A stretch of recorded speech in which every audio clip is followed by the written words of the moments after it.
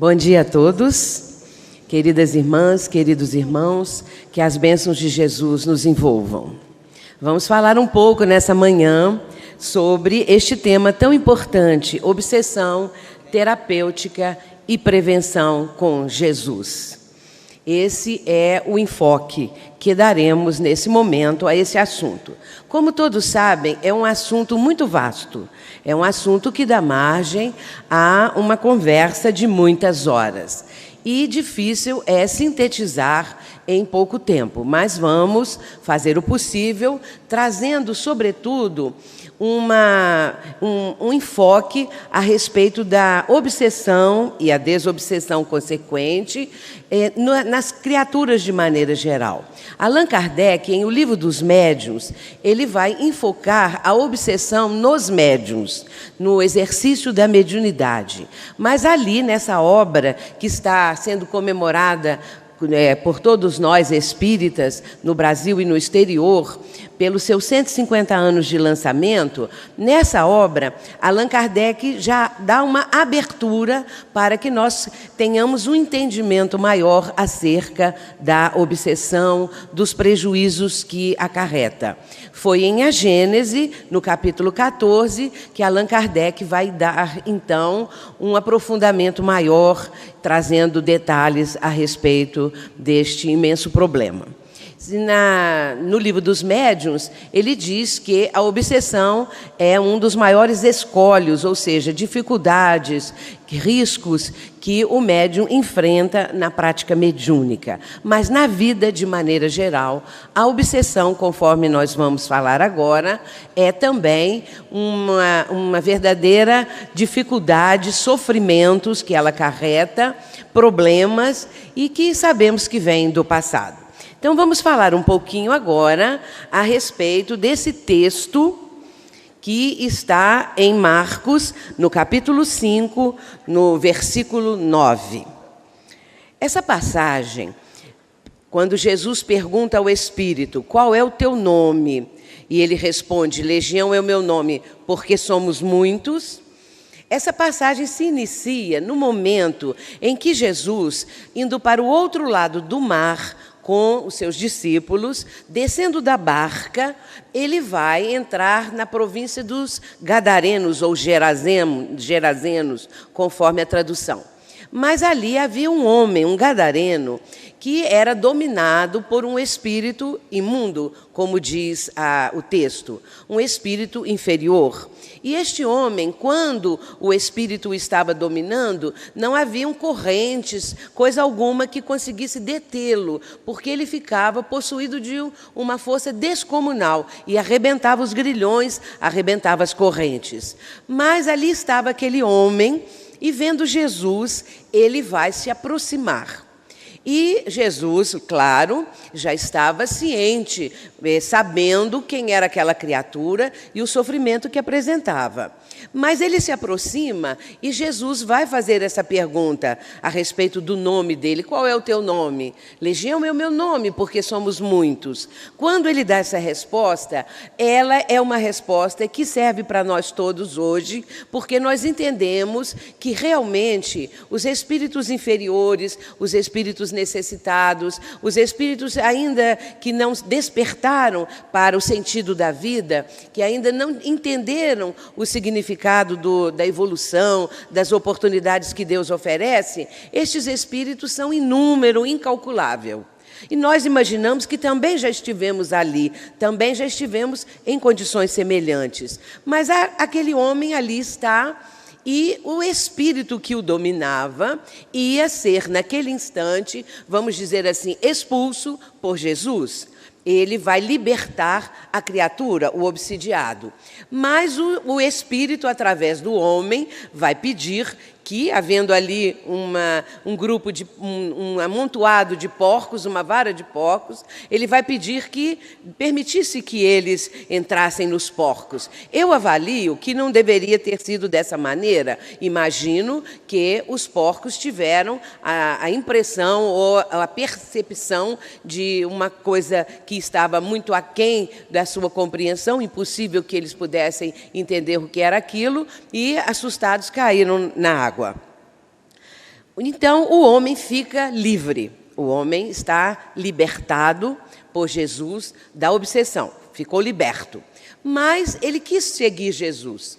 E ele depois vai se apresentar bem vestido e as pessoas da localidade começaram a temer a presença do mestre. E vão pedir a ele que se afaste. E o homem queria seguir Jesus. Mas Jesus diz para ele assim, vai para a tua família e conta as coisas que te aconteceram, os benefícios que ele havia recebido.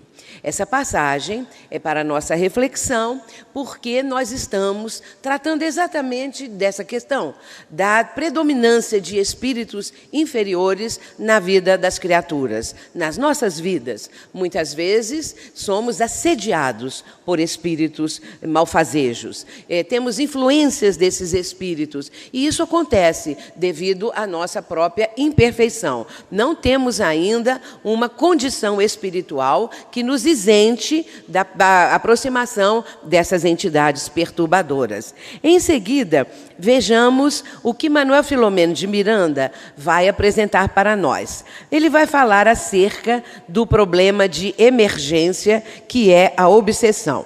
Ele diz assim, o problema da obsessão é cada vez mais grave, generalizando-se numa verdadeira epidemia que assola as multidões engalfinhadas em lutas tiranizantes.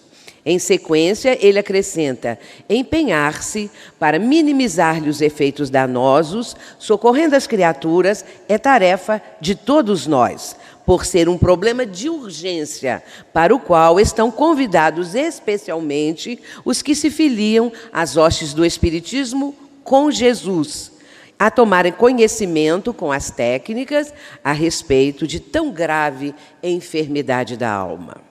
Esse é o prefácio de Manuel Filomeno de Miranda no meu livro Obsessão, Desobsessão. Vejamos agora, observando o texto de Manuel Filomeno de Miranda, que há uma verdadeira epidemia. Isso foi escrito nos anos 80, 1981, e hoje, tantos anos depois, nós vemos que o quadro que Manuel Filomeno de Miranda traçou está perfeitamente cabível nos dias atuais. A obsessão graça realmente de forma epidêmica. E as criaturas, sem uma vigilância, sem sequer terem um conhecimento, uma noção do que isso representa, se deixam submeter a essas influenciações negativas mesmo, porque cada um de nós tem suas imperfeições e esses espíritos mal intencionados, eles conseguem uma sintonia com as pessoas voltadas para aspectos negativos da vida, os vícios e tudo mais. Mas temos uma premissa básica na nossa reflexão dessa manhã.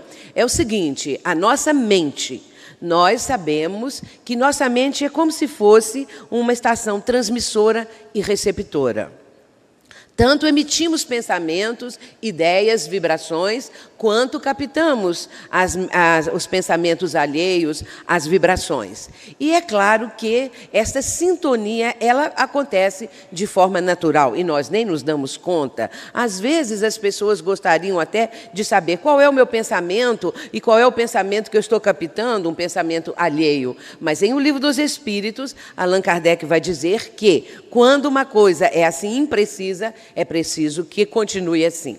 Ela deve permanecer imprecisa, porque não seria conveniente e oportuno que nós identificássemos os pensamentos que estamos captando. Mas isso é uma forma de buscarmos um entendimento melhor a respeito do teor dos nossos pensamentos. Quais são os nossos pensamentos preferidos? O que nós cultivamos mentalmente? Quais são as nossas preferências no tocante a ideias, a pensamentos que estamos sempre elaborando, a conversações que decorrem desses pensamentos e tudo mais que decorre, conduta moral, conduta espiritual, ambientes que frequentamos, tudo decorre dos pensamentos que nós cultivamos na nossa vida.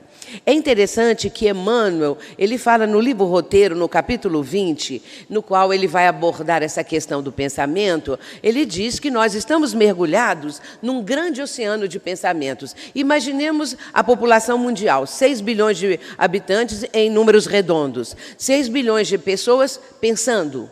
E, sem falar nos desencarnados, mais 6 bilhões de encarnados. E nós estamos, nesse contexto todo, participando e captando esses pensamentos. Emmanuel vai dizer assim, de modo imperceptível, ingerimos pensamentos. E estes pensamentos podem demorar-se conosco, de acordo com o nosso livre-arbítrio, ou, se não forem pensamentos convenientes, nós devemos alijá-los da nossa mente, substituindo-os por pensamentos altruísticos, pensamentos positivos, pensamentos que realmente nos beneficiem. Continuando, vejamos agora o que predispõe à obsessão. Claro que sabemos que são nossas imperfeições morais. Nossas imperfeições morais abrem campo para as influenciações de espíritos que estão tentando, de todas as maneiras, nos assediar ou também cobrando alguma coisa. Porque a obsessão, muitas vezes, é uma cobrança que bate às portas da nossa alma. É aquele que veio do ontem, do qual nós já fizemos parte, do qual nós já estivemos juntos, esse ontem, mas agora estamos num momento diferente. Só que os que foram nossas vítimas, porque então éramos algozes, os que foram nossas vítimas agora estão cobrando.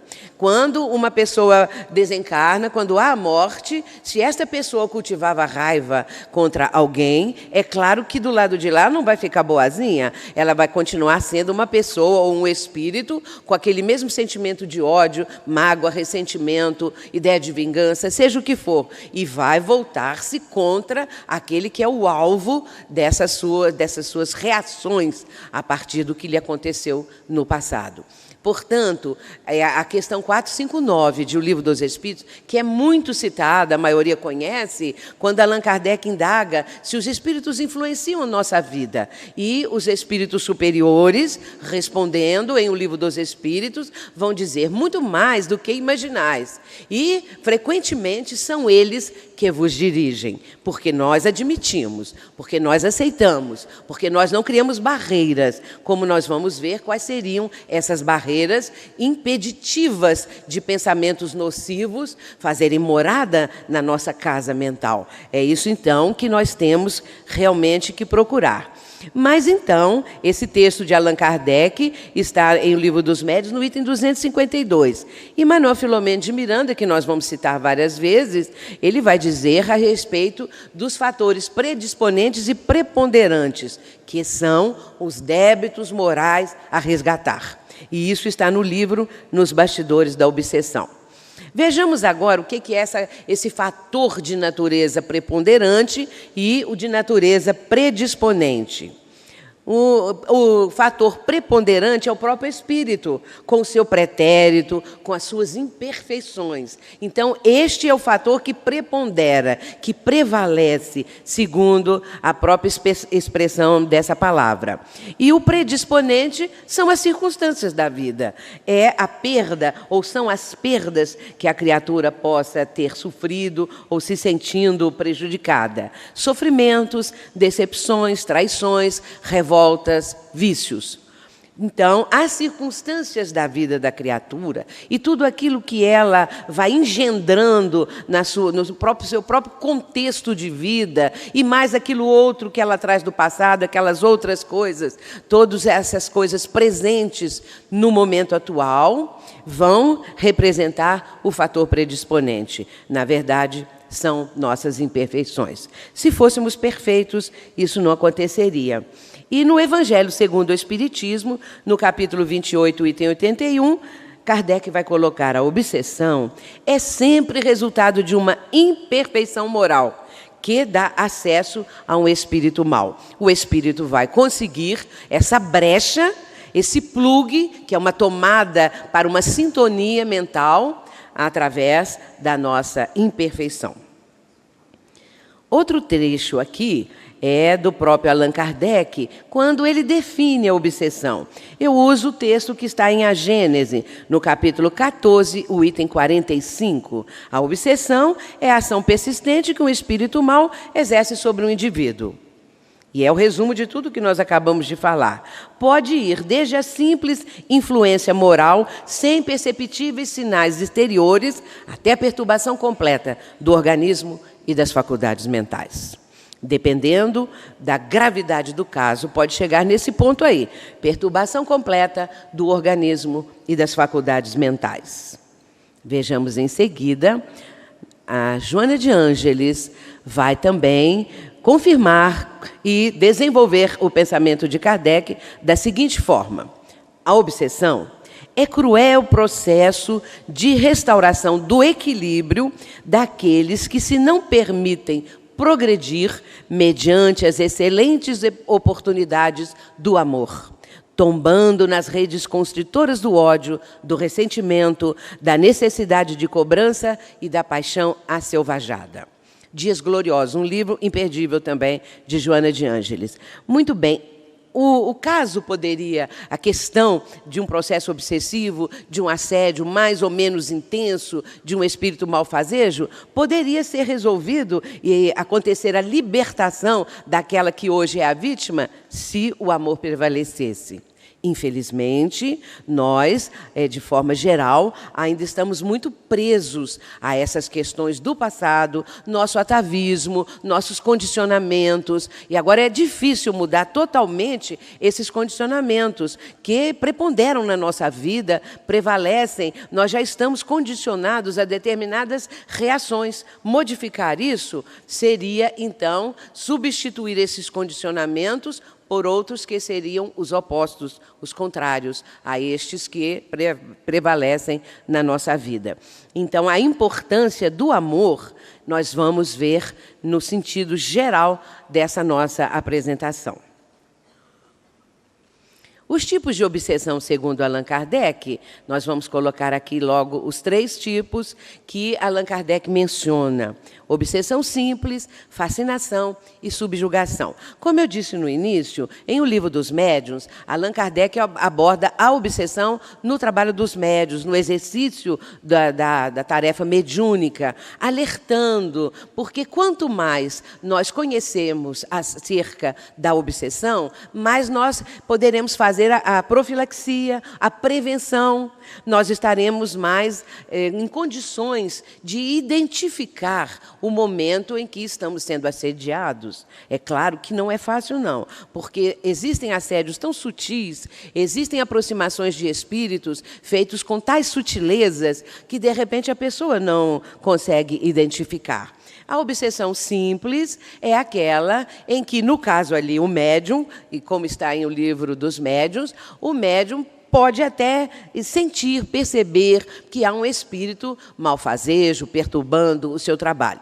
E na vida diária, a obsessão simples seria o espírito já tentando, de todas as formas, incutir na mente da criatura ideias negativas, ideias que levem a pessoa a vícios, a atitudes comprometedoras, inconvenientes, mas ainda não há uma predominância maior na mente dessa pessoa que está sendo visada. E pode haver até intermitências nesse processo aqui, quando ainda é uma obsessão simples. A fascinação já é muito mais grave. Eu costumo dizer que creio que a fascinação é o processo obsessivo mais grave, porque, como o próprio nome indica, existe uma fascinação entre o espírito fascinador e o médium, a pessoa que está sendo visada, fascinada. A criatura, ela vai se fascinar pelo espírito que se aproxima, e esse espírito vai, de todas as maneiras, convencer aquela criatura, aquele médium, que ele, espírito, é do bem, que é um espírito bom, que é um espírito sábio, que tem conhecimento de tudo. E o médium fica fascinado, porque junto a isso está ligado também a questão de que ele, médium, não erra. A infalibilidade mediúnica, que é algo muito perigoso. Jamais nós, médiuns, devemos achar ou ter a ideia que somos infalíveis. Não somos. Nós cometemos enganos, nós temos áreas de engano e estamos no aprendizado, porque não existe médium perfeito, como diz o Espírito Erasto, no capítulo 20 de O Livro dos Médiuns. Médium perfeito não existe. Ele explica devido à condição espiritual da humanidade.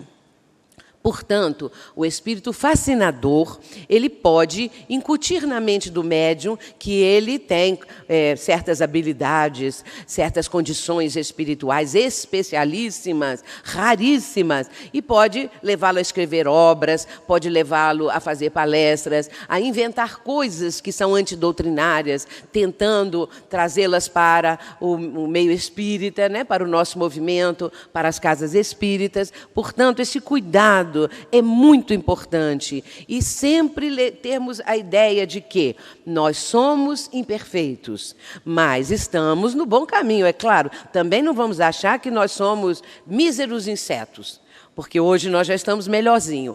Então, eu tenho assim, uma visão mais otimista desse assunto, né? Nós não estamos mais naquela condição de torturadores, de assassinos, disso ou daquilo. Nós já estamos agora empenhados na mudança, na transformação moral.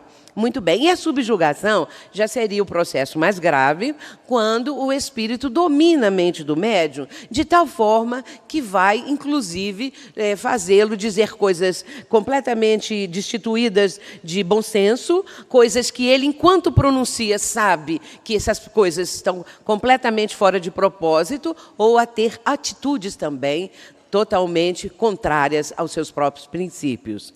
Esse espírito está, então, muito jungido ao médium, envolvendo-o com seus fluidos, conforme nós vamos ver agora, que faz parte dessa técnica. Mas antes, vamos falar um pouquinho dos tipos de obsessão, segundo o Dr. Bezerra de Menezes, no livro Dramas da Obsessão. E conforme Ivone Pereira vai relatar, não é a médium, nesse livro. Quer dizer, é Bezerra que está relatando e Ivone psicografando. Então, Dr. Bezerra vai mencionar as obsessões baseadas no ódio. Claro que essas que nós acabamos de falar, que Kardec apresenta os 3 tipos, podem estar baseadas no ódio. O espírito odeia a criatura porque foi por ela torturado, agredido de uma forma muito violenta. E essas obsessões baseadas no ódio, muitas vezes são insolúveis numa só reencarnação. Olha como o processo é grave. Pode, então, transcorrer numa encarnação, mas também continuar no mundo espiritual e numa outra reencarnação. E isso nos mostra quão grave pode ser o processo obsessivo quando a criatura não consegue ainda entender esses mecanismos, não é? Continuando, vamos ver que então poderia ser essa obsessão levando séculos de sofrimento.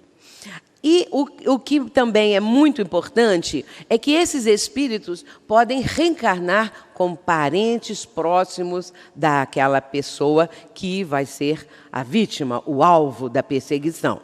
E aí vem aquele parente dificílimo, que toma conta da vida da pessoa, não é? Mas que até é benéfico, se olharmos por esse outro lado, do quanto aquele espírito ali encarnado está cuidando para que nós não venhamos a sair da trilha certa, não é? Do ritmo certo, e fica aquela pessoa ali atazanando. Agora, já existe outros processos bem mais graves dessas perseguições, não é? De familiares, de pessoas assim, que estão, às vezes, dentro da casa da criatura, dentro do seu próprio lar.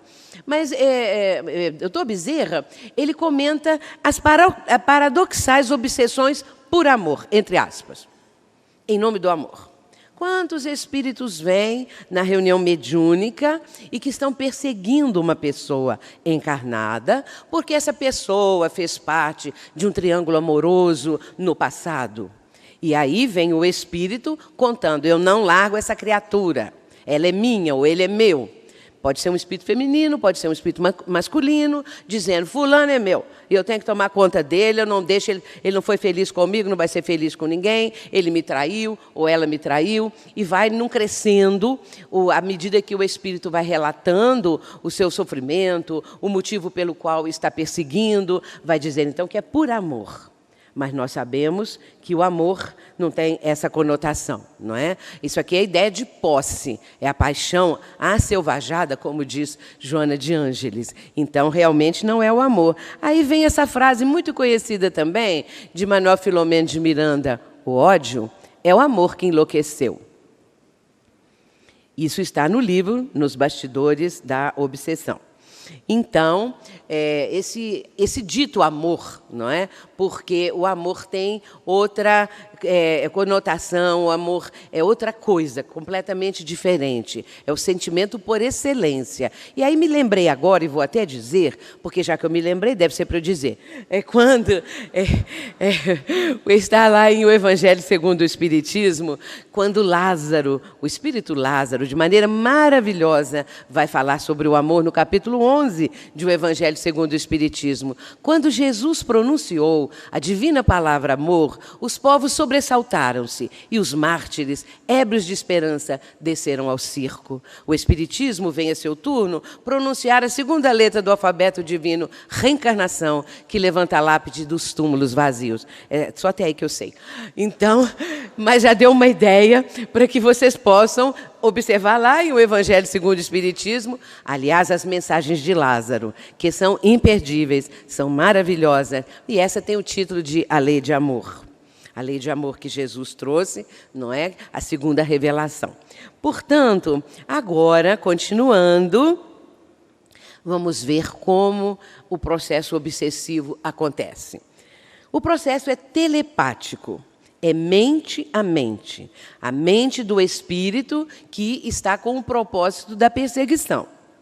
E a mente da vítima, daquela que é o alvo do propósito do espírito. Ele emite a ideia, o espírito, e a criatura vai aceitar a ideia. Ela surge subitamente no seu psiquismo.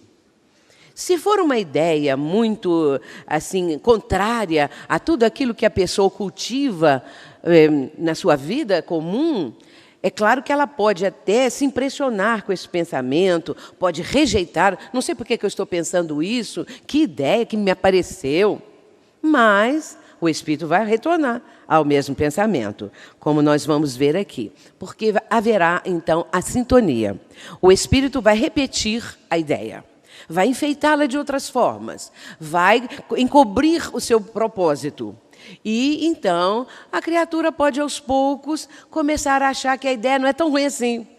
Que, quem sabe, essa ideia até que poderia ser aceita. Que poderia ficar bem para a vida da criatura. Ela pode começar a achar isso, não é? Entra na sintonia. Se ela entrar na sintonia, ela já vai ficar no início do domínio que o espírito quer manter. Haverá recursos de defesa, como nós vamos falar agora mesmo, não é? Mas eu estou trazendo aqui a maneira pela qual o espírito obsessor atua. É dessa forma. Portanto, ele vai emitindo ideias e a mente da pessoa vai captando as ideias. Há sintonia, a pessoa aceita a ideia e começa até a achar que a ideia não é tão ruim assim.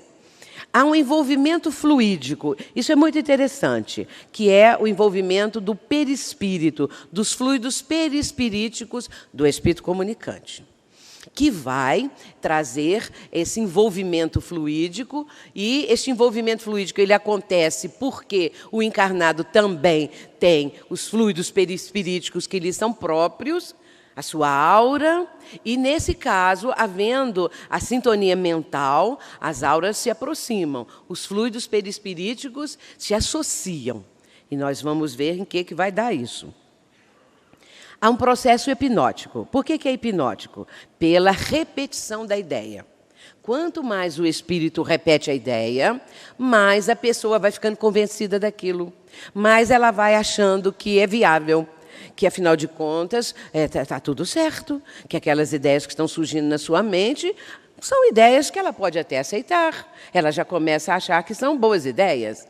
E essas ideias, elas podem ser altamente danosas. Pode ser até ideias de suicídio. Podem ser ideias de matar uma outra pessoa, de fazer algo que seja a ruína da criatura, a ruína moral, não é? A queda moral. E a pessoa não tem assim, o bom senso de avaliar o quão essa ideia é perturbadora. Pode até, no princípio, sentir isso e vai rejeitar. Porém, como eu disse, o Espírito veste de sutilezas. Nós, meus irmãos, não devemos subestimar a inteligência desses nossos irmãos. Mas nós vamos ver que não há arrastamento irresistível. E isso está em O Livro dos Espíritos. Nós vamos mencionar daqui a pouco. Vamos ver o envolvimento fluídico, como Allan Kardec esclarece, num texto que está na Revista Espírita, de 1862, de dezembro. Allan Kardec diz assim: se um espírito quer agir sobre uma pessoa, dela se aproxima e envolve-a com seu perispírito, como se fosse um manto. Em outro momento, em O Livro dos Médiuns, ele vai dizer que é uma espécie de teia fluídica, não é? E aqui ele vai dizer um manto. Os fluidos se interpenetram. Os dois pensamentos e as duas vontades se confundem. E então, o espírito pode ser visto daquele corpo, como se for o seu próprio.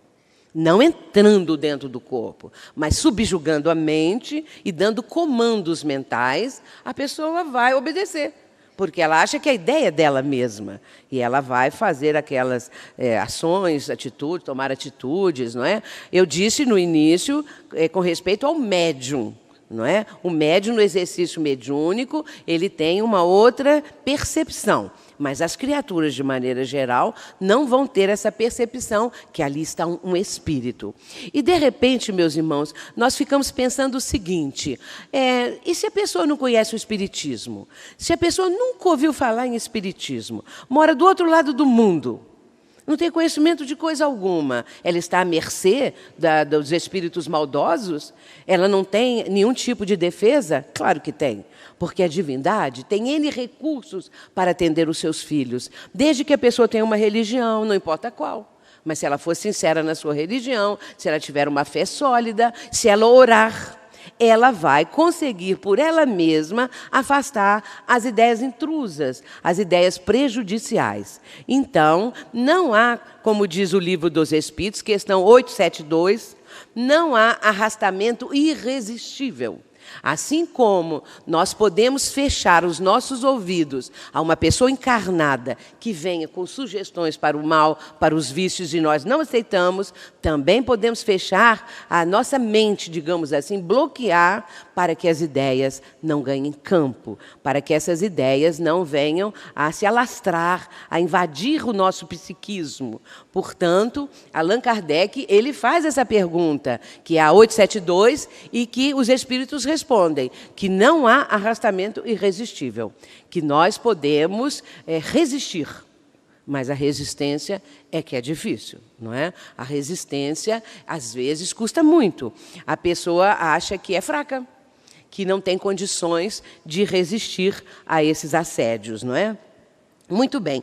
Então, como eu disse, há uma aproximação do perispírito, do espírito, e nessa sua irradiação, não é? Nefasta, evidentemente, fluidos de desequilíbrio que é próprio do espírito, estes fluidos vão alcançar também a aura, os fluidos perispiríticos da pessoa. E se ela aquece, se ela está aceitando a ideia, esses fluidos vão, então, se interpenetrar. E os dois pensamentos e as duas vontades se confundem. Muito bem, então, vamos ver agora, ainda Allan Kardec, dizendo que pode haver uma paralisação até mesmo da vontade e da razão, que nós já mencionamos, não é? E é claro que o espírito incita a pessoa a pensar, a falar e a agir por ele, conduzindo-o contra a sua vontade. Ele magnetiza o indivíduo e o leva a uma espécie de catalepsia moral. Então, a pessoa fica quase que inerte, porque quando isso vai num crescendo, como o processo obsessivo vai avançando, à medida que a pessoa recua, à medida que a pessoa cede, é claro que o espírito avança. E ele vai ganhando campo na mente da pessoa e também no envolvimento, nas vibrações, e vai acontecer aqui. A tal é a causa da obsessão, da fascinação e da subjugação, que se mostram em diversos graus de intensidade. Eu estou retornando ao texto anterior para mostrar aqui essa causa, não é? As causas da obsessão, da fascinação e da subjugação é exatamente isso. Esse assédio que se mostra em vários graus de intensidade. Mas agora nós vamos mencionar só um exemplo para depois entrarmos na desobsessão, que é a libertação da pessoa. André Luiz vai examinar um processo obsessivo. Antes eu quero relatar o que é isso. Havia um homem que estava sob o domínio de um espírito obsessor. O que aconteceu? Esse que agora era o obsessor tinha sido assassinado por este que era a vítima na mesma encarnação. Não estavam no plano espiritual. O que estava enfermo havia dado um tiro no que estava sendo agora o obsessor. Então, esse crime passou totalmente desconhecido da lei divina, da lei dos homens, da justiça dos homens. Mas o espírito que foi a vítima se tomou de ódio e passou a atormentar o assassino. O assassino, ele procurou de todas as maneiras ter uma vida feliz. Conseguiu até se casar com uma pessoa muito boa, uma mulher de sentimentos nobres, tiveram filhos, mas ele não tinha sossego, porque o espírito o estava atormentando em todos os momentos e foi sugando as suas energias. Então, é nesse momento que ele está hospitalizado, que André Luiz vai visitar este espírito. Isso está no livro No Mundo Maior, no capítulo 3, não é? Então, Calderaro é o espírito instrutor de André Luiz nessa obra magnífica que é No Mundo Maior. Então, o que André Luiz vê? Em síntese, ele vê o seguinte: um enfermo abatido, unido à entidade inferior.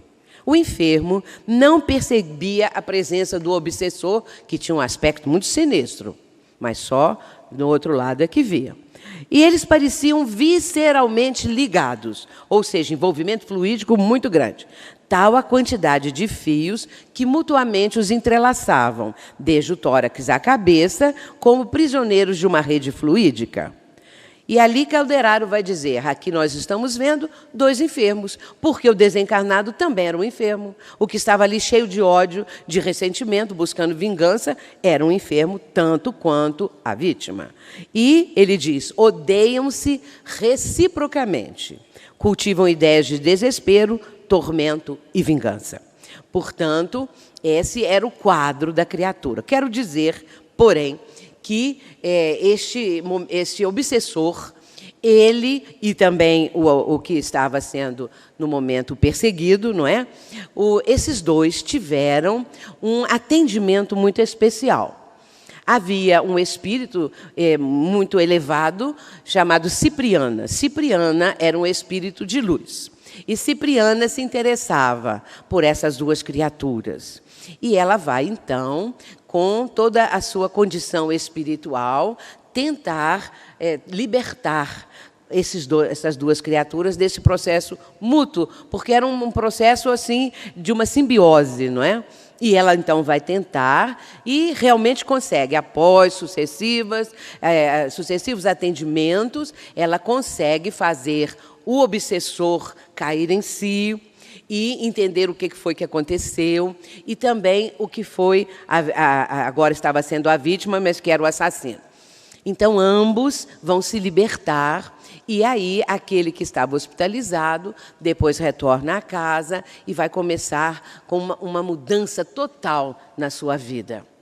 Enquanto isso, o que era vítima, né, que foi assassinado e que estava como obsessor, também vai ter a sua caminhada. É um caso muito bonito que está no livro No Mundo Maior, nesse capítulo 3. Esse livro, No Mundo Maior, é que traz aqueles 2 capítulos maravilhosos sobre a casa mental, que nós não temos tempo de falar aqui, mas vale a pena ler, porque é a casa mental, mostrando como que a nossa mente, não é?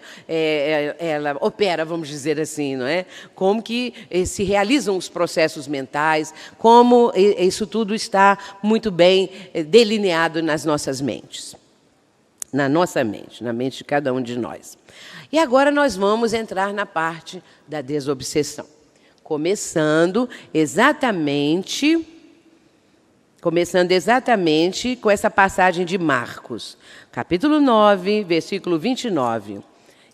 E Jesus disse-lhes, esta casta não pode sair com coisa alguma, a não ser com oração e jejum. Essa é a passagem do menino chamado menino lunático. Um adolescente que, quando Jesus desce do Monte Tabor, ele vai encontrar ali no vale uma pequena multidão a esperá-lo. E, dentre essa multidão, sai um homem, que vem ali do meio da multidão e ajoelha-se diante de Jesus e vai pedir pelo filho dele, dizendo que o filho dele caía ora no fogo, ora na água, por um demônio que o convulsionava e que o deixava muito quebrantado. E Jesus, então, vai atender. Jesus vai libertar o menino, esse adolescente. Mas acontece que antes que Jesus fizesse isso, o tal do pai do menino vai dizer o seguinte, que ele havia pedido aos discípulos que curassem o menino, e eles não conseguiram. Porque Jesus estava lá no Monte Tabor. E quando ele sobe ao Monte Tabor, ele leva Pedro, Tiago e João. Então ficaram só 9, esperando a descida do mestre. E quando o mestre desce, ele vai encontrar essa cena. E o pai do menino vai dizer, eu pedi aos seus discípulos que libertassem o meu filho, mas eles não conseguiram. Jesus vai chamar o menino, vai pedir que traga o menino. Nessa hora, Jesus vai ter uma frase que eu acho assim notável. Jesus vai dizer assim, ó geração incrédula e perversa, até quando estarei convosco? Até quando vos sofrerei? E aí diz, trazei-mo. Acho maravilhosa essa frase, parece-me assim um desabafo do mestre, né? Ó geração incrédula e perversa, até quando estarei convosco? Até quando vos sofrerei? Então, mas mesmo assim, ele manda vir o menino, o pai traz o menino, o Espírito faz o menino ter convulsões, e aí Jesus dá a ordem, né? E o Espírito liberta aquele adolescente. Mas acontece um fato muito curioso, não é? Os 9 discípulos chegaram bem pertinho de Jesus e, em particular, para que ninguém ouvisse, perguntaram, por que nós não conseguimos libertar a criança? É claro que eles não queriam que o povo ouvisse a explicação de Jesus, não é? Então eles pedem assim bem assim secretamente.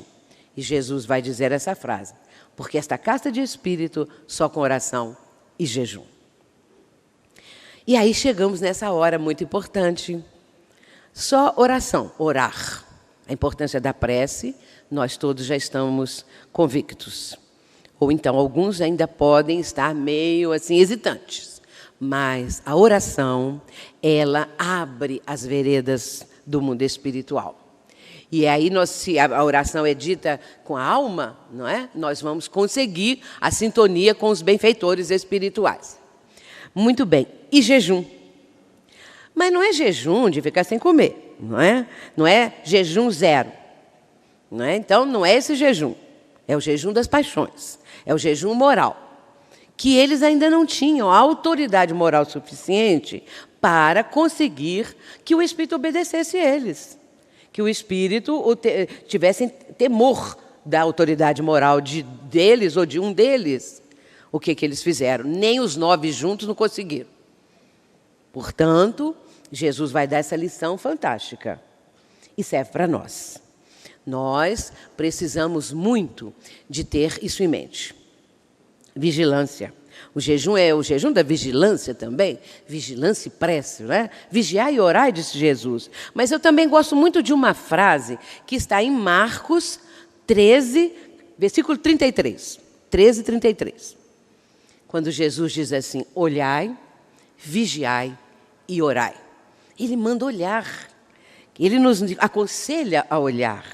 E esse conselho é importantíssimo. Olhar o que está em torno de nós. Olhar para dentro de nós, como nós estamos. O que está acontecendo? Então, olhai, Olhai, vigiai e orai. A frase fica mais completa, né? Então, nós vamos olhar. Quem quiser consultar, veja lá Marcos 13, 33. O momento em que Jesus vai dar esse conselho, que o importante também seria olhar. E lançando um olhar na nossa vida, não é? E lançando um olhar no panorama mundial, o que nós vemos? A grande transição está em curso, que é o tema do momento, não é? Joana de Ângeles trouxe há uns 2 anos a mensagem A Grande Transição. E agora Manuel Filomeno de Miranda trouxe esse livro simplesmente notável, Transição Planetária. E como nós estamos vendo, a transição.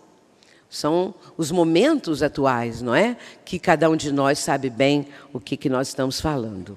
Mas vejamos o seguinte, meios de combater a obsessão. Então, há uma terapia desobsessiva, que é importante aprender, não é? Já foi dito que os litigantes estão na mesma faixa vibratória.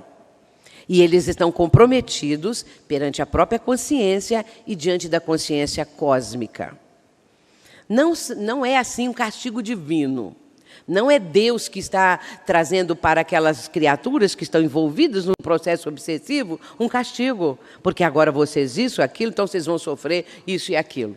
Mas a própria consciência, são as leis da consciência, que nossa consciência, elas têm íncitas às leis divinas, tal como está na questão 621 de O Livro dos Espíritos, quando Kardec faz uma pergunta que eu acho notável. Como Kardec teve essa ideia? Claro que Kardec é um missionário.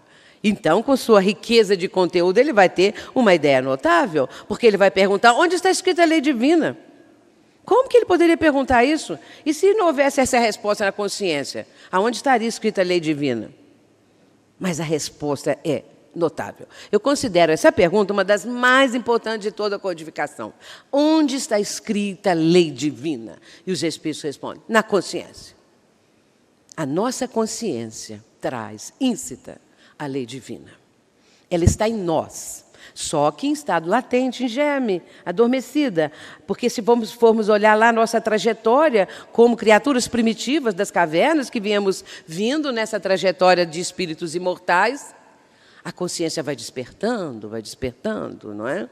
E hoje nós estamos na consciência desperta, os vários níveis de consciência. Imagino que nossa consciência já despertou. E um dia nós vamos chegar na consciência cósmica, não é? Muito bem, então, voltando ainda ao texto, os espíritos estão comprometidos perante a própria consciência e diante da consciência cósmica. Mas aí, acrescenta Manuel Filomeno de Miranda, necessitados de amor e de auxílio, de iluminação e de caridade. Eles estão necessitados, todos nós. E aí uma frasezinha embaixo, quando o obsessor cede primeiro. Por incrível que pareça, às vezes, num litígio entre duas criaturas, o obsessor pode ceder primeiro. Porque o obsessor, meus irmãos, sofre. O obsessor traz no seu mundo íntimo uma dor muito grande, que é a dor do sofrimento do passado, da agressão, da violência que ele sofreu.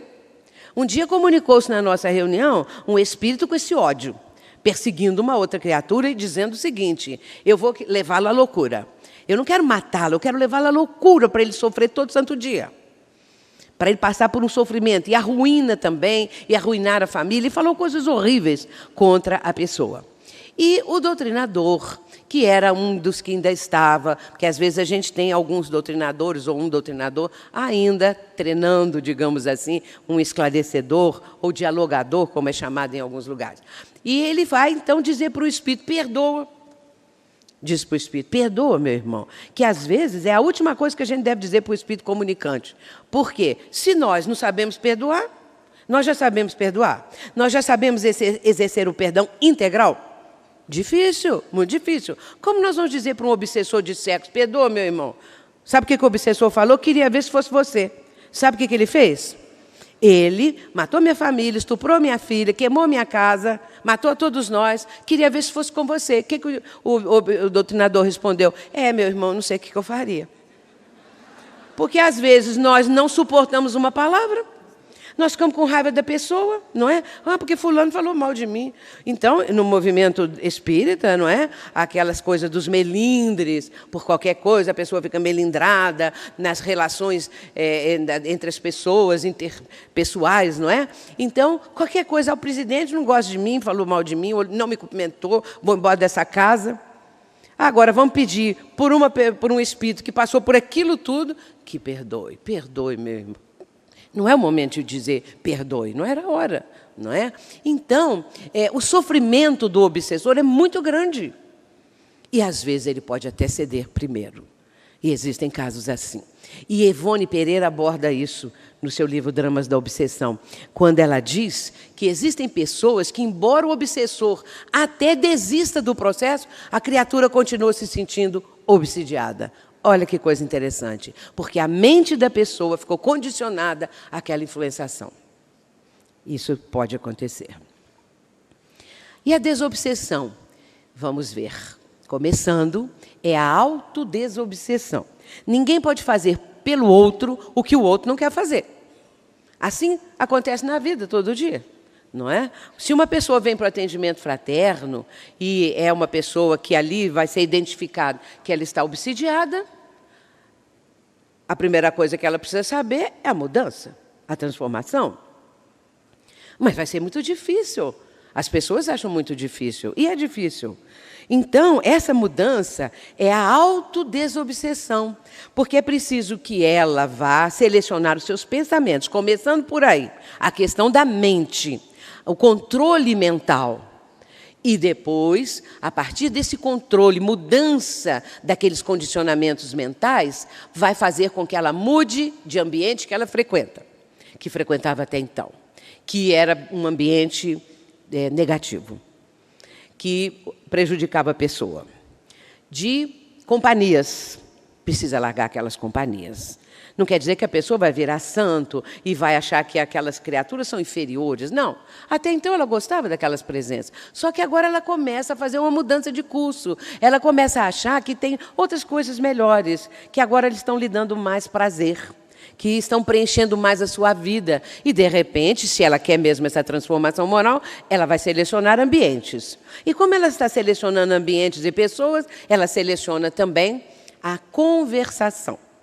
O que ela vai conversar, não é? O tipo de palavreado que ela vai usar. Aí é uma mudança incrível, que precisa muito acontecer, não é? Porque, hoje em dia, as pessoas gostam de cultivar muito palavreado chulo, não é? Como se diz. E aí nós temos que ter cuidado, porque nós somos o que pensamos. E somos a soma de muitos que pensam como pensamos. Somos o que pensamos. E somos a soma de muitos que pensam como pensamos. Portanto, se meu pensamento está dentro desse estreito corredor de coisas negativas, eu terei um grupo grande que pensa da mesma maneira. Portanto, a autodesobsessão é o esforço que a criatura vai empreender. Mas, para isso, ela precisa de ajuda, não é? Ela precisa do suporte. E, nesse caso, é o esclarecimento que deve ser prestado ao obsidiado. E também não é dizer para a pessoa, ó, você tem um obsessor tremendo, ele quer levar você à loucura, quer fazer você ficar paralítico, você ficar doido, mas a pessoa vai ficar apavorada. Ou então, vou levar para a reunião de desobsessão. Chega lá, a pessoa não é espírita, não conhece nada, mas está lá na reunião de desobsessão. Aí ouve um espírito que se comunica e fala, você fez isso, você fez aquilo. Pessoas já vieram me contar isso. Então eu sou, assim, uma coisa horrorosa, eu sou um criminoso, eu sou pior do que os carrascos nazistas, eu sou isso, aquilo, olha o que eu fiz. E a pessoa fica apavorada. Então, como disse Divaldo ontem, não é? A pessoa nem espírita é. Agora, para ela participar disso tudo, primeiro, ela, claro, deve ser espiritualista, para depois, então, ela ser espírita. Ela ter conhecimento, porque se na reunião mediúnica já é difícil constituir um grupo homogêneo, com aquelas pessoas que já passaram por todo um aprendizado, pela parte teórica, os mecanismos da mediunidade, e é difícil construir um grupo que esteja numa corrente bastante homogênea, não é? Vibratória. Aí entra alguém que não sabe nada, não conhece nada, vai fazer o quê? Vai atrapalhar, Vai atrapalhar. E, além disso, ainda vai ficar horrorizada com as coisas que ela vai ouvir. Não é? Então, é muito importante esclarecer o obsidiado e dizer para o obsidiado, mas você tem um protetor. Ninguém lembra de falar isso com a pobre criatura que está lá. Você tem um obsessor horroroso, terrível. Mas nós não vamos dizer assim, não devemos. Porque nós precisamos ter empatia, colocarmos-nos no lugar do outro. Se eu estivesse no lugar dele, o que eu gostaria de ouvir? E aí sim, eu vou falar o que for o melhor para a pessoa, porque eu sinto isso em mim, não é?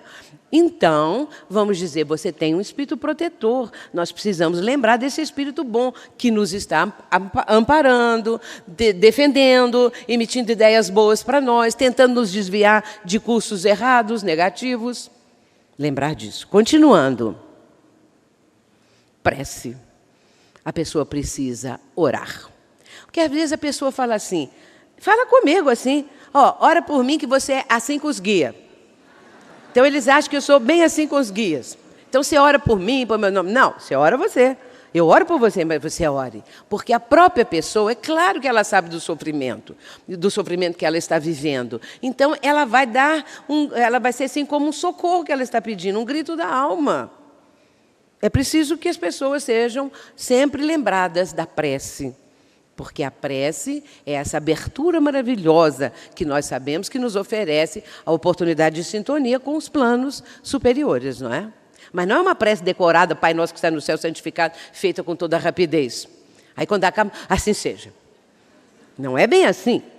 Não é? A pessoa precisa sentir o que ela está dizendo. E a prece do Pai Nosso é a mais perfeita prece que existe. É porque eu não tenho tempo aqui de falar sobre a prece do Pai Nosso, mas ela é maravilhosa. Continuando, a transformação interior que já mencionamos, porque a criatura que está ali no atendimento vai ficar sabendo dessa necessidade, dessa transformação interior. E aí entra a ação do pensamento. Pensamento é tudo na nossa vida. É que nós, às vezes, não pensamos no pensamento, nem pensamos o pensamento, mas nós precisamos pensar o pensamento. E Joana de Ângeles, e todos esses espíritos, também Emmanuel, André Luiz, nos convocam a isso. Fazer uma higiene mental, entender qual o teor dos nossos pensamentos, fazer uma mudança dos nossos pensamentos, do objetivo da nossa vida, entendermos o significado, por que estamos aqui, o que estão fazendo, o que Deus espera de nós, qual é o projeto da minha vida. Então, ter um projeto elevado. Ter um sonho, sonhar com alguma coisa é tão bom. Porque quando a pessoa deixa de sonhar, eu não sonho mais nada, já estou de idade. Que o quê? Vão continuar sonhando, vão sonhar até para outra encarnação, já de uma vez, para não ficar para trás, não é? Então, o sonho é muito bom. E o sonho pode se transformar em realidade, não é? Não há idade para isso, não. Eu sou exemplo disso, tá? Falando a verdade. Aí vem o poder da vontade. Mas a nossa vontade, às vezes, é fraquinha, né? Nós não temos boa vontade, temos má vontade para conosco mesmo. Então, temos que treinar esse poder da vontade, que vai passar pelo domínio dos nossos pensamentos, por tanta coisa. Mas é bom. Quando nós começamos a conquistar isso, nós vamos nos sentir muito melhores, muito felizes, porque nós somos felizes. E aí me lembrei também agora de uma frase de Kardec, que está lá no capítulo 3 do Método, da primeira parte de O Livro dos Médiuns.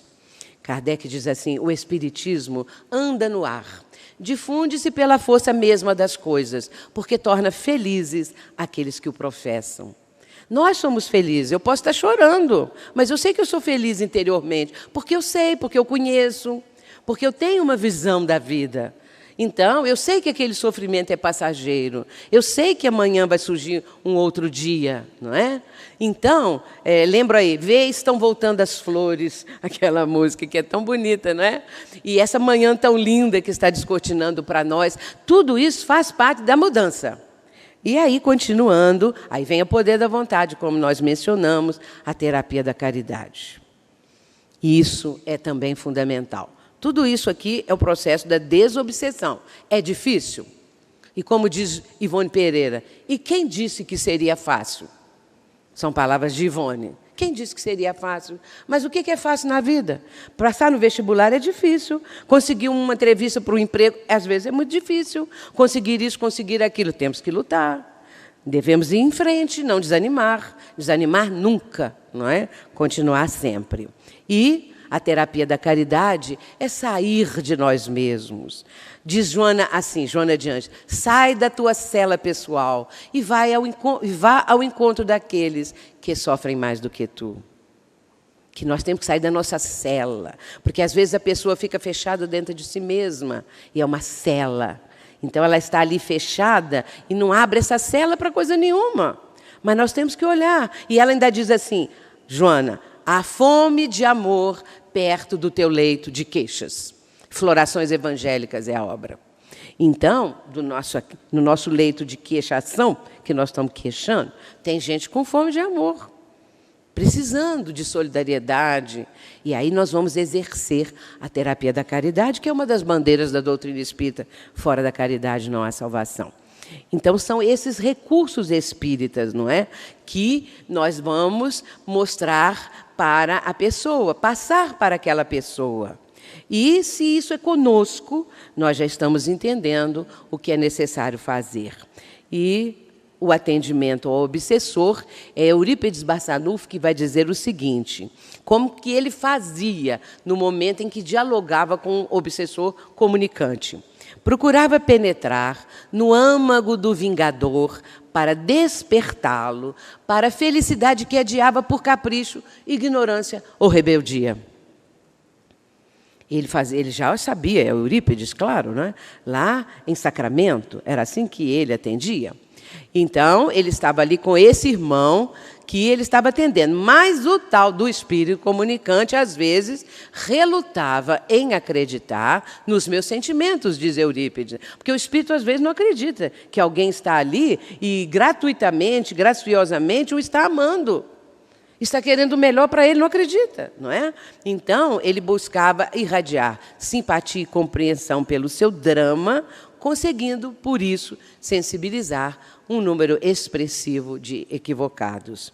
Esse era o processo de Eurípides Barçanufo. Mas ele continua ainda dizendo o seguinte, o amor, por consequência, é o mais poderoso recurso ao nosso alcance do que quaisquer argumentos bem urdidos. Porém, se forem escassos do recurso vitalizador que é necessário a todo aquele que se encontra em carência afetiva, é claro que não vai alcançar. Então, o amor é esse recurso vitalizador para o espírito sofredor, o espírito necessitado, o mais odiento que se apresente ali para se comunicar é o que está sofrendo mais.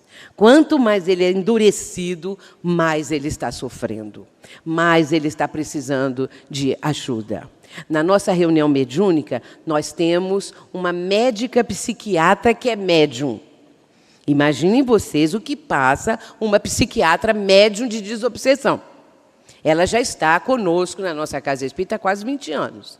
E, então, ela tem também essa captação dos espíritos que estão atormentando a criatura, o paciente que ela está atendendo.